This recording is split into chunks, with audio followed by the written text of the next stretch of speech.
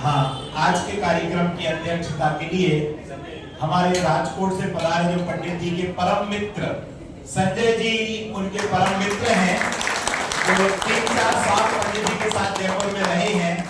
हम करतल ध्वनि से संजय भैया का स्वागत करते हैं और उन्होंने इस पद को स्वीकार किया और मुख्य अतिथि के रूप में हमारे पंडित जी साहब हैं जो राजकोट से पधारे। आपके लिए भी जोरदार ताली बजाकर हम स्वागत करते हैं। हमारा प्रतिमान योग अनेक कहानियों से भरा है, जिसमें अनेक वैराग्य के प्रसंग देखने को मिलते हैं। हमारे भाव का भी अभाव हो, ऐसा ही एक प्रसंग सुंदर नाटक हमारे मंडल द्वारा तैयार किया गया है, जो यहाँ पर होने जा रहा है। नाटक का नाम है जम्मू स्वामी का विवाह और बैराग। अरे विवाह और बैराग बड़ा अटपटा सा लग रहा है। चलो तो हम देखते हैं कैसा है विवाह और कैसा है बैराग। इस प्रकार हम नाटक के प्रथम दृश्य की ओर चलते हैं, जहाँ वैराग्य रसपूर्ण अनेक साथियों के साथ वार्तालाप करते हुए जम्मू को आए। एक मिनट, पीछे काफी लोग खड़े हुए हैं, कृपया हम लोग थोड़े थोड़े आगे आएंगे तो बहुत सुंदर नाटिका निराकुल रूप से देख पाएंगे।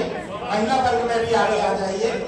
बच्चियों ने कई दिन में मेहनत करके ये सुंदर नाटिका तैयार की है, तो देखने के लिए लोग आराम से बैठ सके। पुरुष वर्ग में भी आगे आ जाए, महिलाएं भी आगे आ जाए।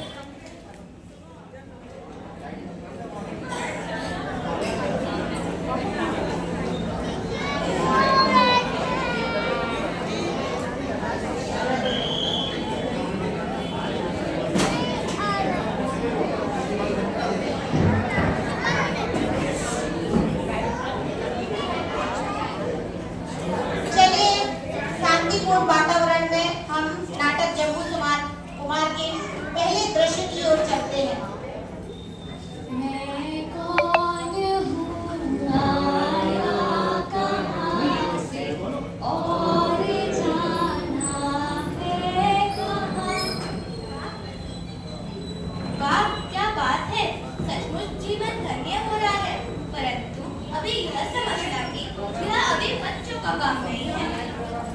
अरे भाई, शरीर और आत्मा दोनों भिन्न हैं और यह कभी बदलता नहीं है। सच बताऊं तो अब मुझे इस संसार में कुछ भी अच्छा नहीं लगता। अहो, तुम्हारे पिता नगर के सेठ हैं। तुमने इतने अच्छे कुल में जन्म लिया है। इतना वैभव हम पुण्यहीन व्यक्तियों के पास कहाँ? भाई, मैं सच बताऊं तो मुझे ये लौकिक पुण्य की सामग्री मेरे पूर्व के अपराधों की सजा लगती है। मेरी अंतरात्मा तो यह कहती है कि शुद्धोपियों की प्राप्ति की कमी के कारण ही ये पुण्य बन गया है, जो हमें फंसाकर नरक निगोर ले जाएगा। मेरी दृष्टि में तो मुझे जगत के सभी पुण्यवान ही अपराधी ही नजर आते हैं। इस जगत में पापी लोग अधिक दिखाई देते हैं, जो या तो निर्धन होते हैं, या फिर शरीर के रोगी होते हैं, या फिर अपने पाप में लिप्त दिखाई देते हैं। तुम्हें तो बड़े संयोग का पुण्य मिला है। तुम्हारी दृष्टि में पुण्य ही पाप क्यों नजर आ रहा है? मेरी समझ में तो कुछ नहीं आ रहा। आपकी बात ही उल्टी नजर आ रही है। अरे भाई, तुम मुझे यह बताओ कि ये ठाट बाट, ये लौकिक पुण्य की सामग्री सदैव हमारे साथ रहेगी क्या? क्या इसका कभी वियोग नहीं होगा? मुझे तो ऐसी सुख शांति की चाह है जो अनंत काल तक हमारे साथ रहे, जो शाश्वत रहे। सोनू, वॉल्यूम बढ़ाओ, वॉल्यूम। जोरदार ताली बजाकर स्वागत करें। नहीं बढ़ा। पुण्योदय से प्राप्त सामग्री को हमें ऐसे ही नहीं गंवाना चाहिए। हम पाप करने की सलाह नहीं दे रहे हैं, जो तुम्हारे भविष्य को बिगाड़े। पुण्य जैसे सामग्रियों में ही ध्यान लगावे, शुभ परिणामों से ही भोगे।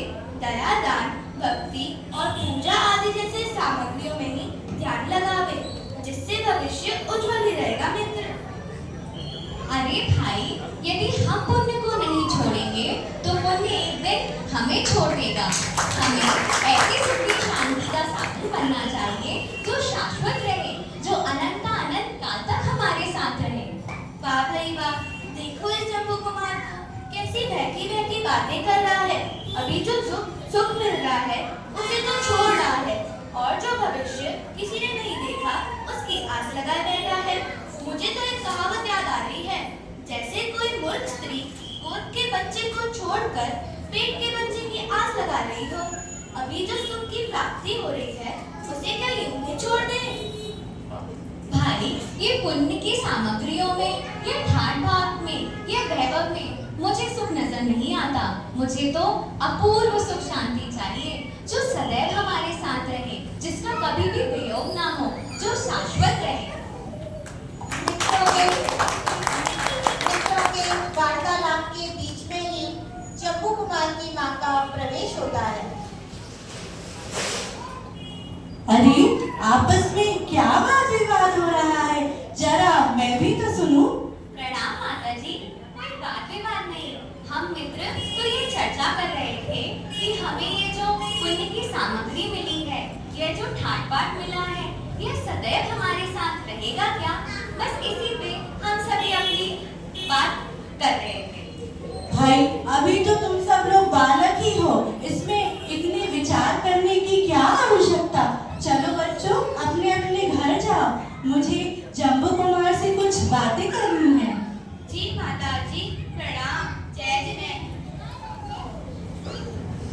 बेटा, अब तो सयाना हो गया है।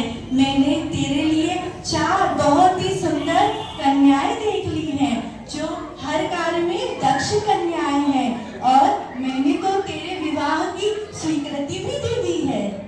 हे माता जी, मुझे क्षमा प्रदान करें। मैं संसार के किसी भी बंधन में बनना नहीं चाहता, और अभी तक तो मुझे आत्म शांति भी नहीं हुई है, जो मुझे भवों तक सिर्फ दुखी देगी। इसलिए माता जी, मुझे क्षमा करें। मैं विवाह आदि कदापि नहीं करूँगा। तेरे विवाह में करने के विचार से मुझे जो परेशानी एवं अंदर से जो दुख हो रहा है, तू उसे नहीं समझ सकेगा। और एक माँ अपने बालक के प्रति जो हृदय में भाव संजोए रखती है, उसे तू समझने में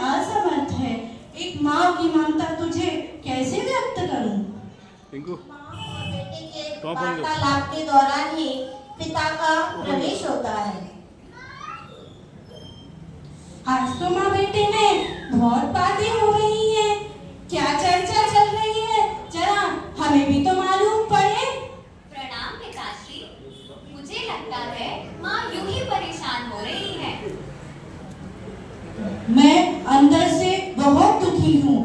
मेरा पुत्र मेरी ममता को समझने में असमर्थ है। देवी, पहेलियां ना बुझाइए। तुम्हारी के साथ क्या तो उल्लंघन हो रहा है। स्वामी, तो पूछ लो ना अपने लाडले पुत्र से, मेरी आशाओं को क्यों ठुकरा रहा है। बेटा, क्या बात है? व्यर्थ में ही तुम्हारी माता श्री क्यों दुखी हो रही है? हे पिताजी, मुझे इस संसार में कुछ भी अच्छा नहीं लगता और मुझे तो अभी तक आत्म शांति भी प्राप्त नहीं हुई है और माँ चाहती है मैं विवाह कर लूं। अब आप ही बताइए पिता, मैं क्या करूं? मैं तो मुनि दीक्षा अंगीकार करना चाहता हूँ। अब आप बताइए, आपको कैसे बताऊं? स्वामी, मैं मुनिराज बनने का विरोध नहीं कर रही हूँ। मुनिराज तो साक्षात सिद्ध स्वरूप होते हैं। तो फिर दुखी होने की क्या बात है? हमारा बेटा बड़ा होकर अपने समस्त कर्मों का नाश कर मुनि दीक्षा लेकर सिद्धालय में विराजमान होगा। ये तो परम सौभाग्य की बात होगी, महान तो लक्षण होगा। धन्य हमारा बेटा जो बालपने से ही इतने उत्कृष्ट विचार है।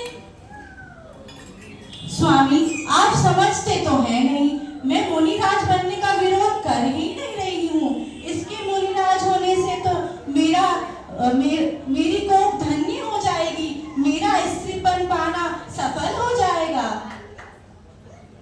तो फिर क्या बात है, बताओ तो सही। व्यर्थ में ही क्यों दुखी हो रही हो?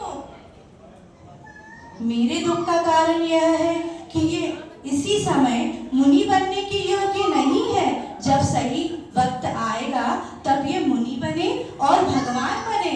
आप ही बताइए, क्या इसका विचार ठीक है? बेटा, हम तुम्हें मुनि बनने से कभी नहीं रोकेंगे। तुम अपनी माता श्री को वचन दे दो कि मैं विवाह की स्वीकृति देता हूँ। विवाह के पश्चात जब भी मुझे मुनि दीक्षा लेने के परिणाम होंगे, मैं माता श्री आपको सहर्ष आज्ञा देंगी। जी पिताजी, मैं वचन देता हूँ कि मैं आप माताश्री की आज्ञा का पालन करूँगा। स्वामी, मेरी तो बस एक ही अभिलाषा है कि ये पहले विवाह की स्वीकृति दे, फिर मुनि बने और अपनी आत्मा